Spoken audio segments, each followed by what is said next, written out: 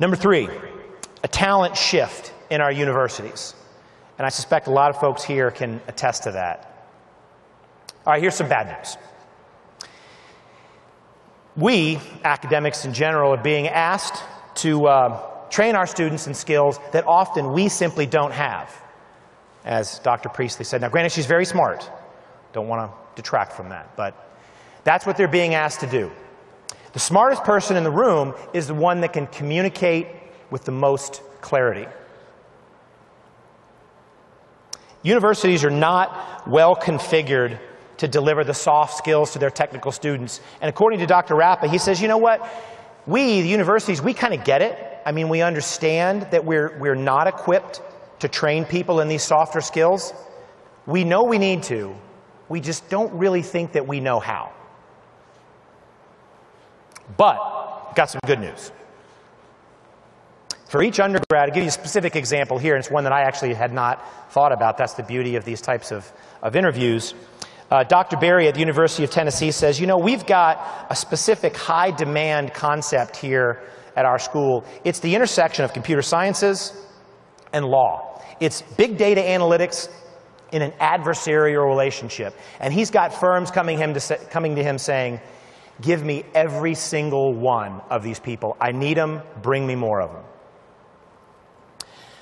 Dr. Rappa can attest, demand for our graduates has never been higher. Even through the bad economy, they've got absolutely no problem placing folks. Within a few years, our MBAs with quant experience tend to get exposure into the CXO office. Great news. In fact, what I might argue is that our presidential candidates probably ought to be putting money into analytics programs, both of them, because we could do a lot of great things in terms of putting jobs into the economy with more analytics.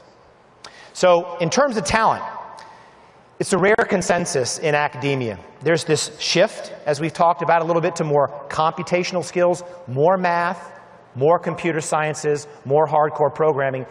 But ironically, it's also a shift because businesses are demanding, give me somebody who can talk, walk, and chew gum at the same time. Give me somebody who I can put in a meeting, who's not just a translation engine, but give me somebody who understands technically the things that we're trying to get done as a company, but also understands my business and knows how to talk to the non-technical folks. And I think what you're going to see going forward, you're going to see a couple of different paths. You're going to see the more technical schools producing more technical people, trying to impart softer skills on those folks.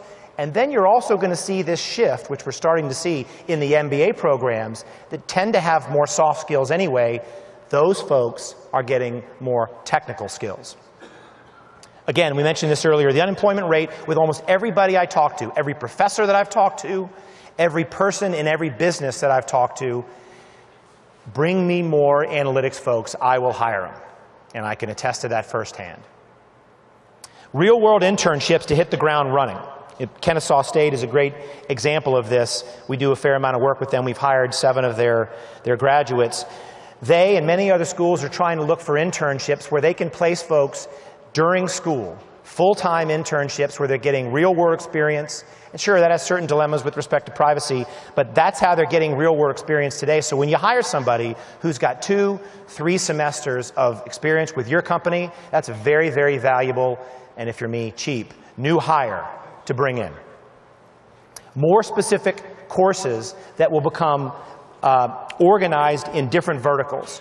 So for example, data mining at the University of Tennessee, they don't use software.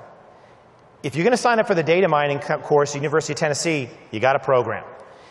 The bad news is if I was there, I wouldn't get in because I'm not much of a programmer. I'm not really particularly skilled at C++, Python, and so forth. If you can't do that, you can't get into their data mining program. Not all data mining programs are that way. And I think what we're going to see over the next few years, data mining programs for biostatistics, and we already see some of it at universities. Data mining for MBA students, data mining for biostatistics, data mining for business, data mining for engineering. More and more you'll see these types of courses differentiate based upon the type of talent that it can foster.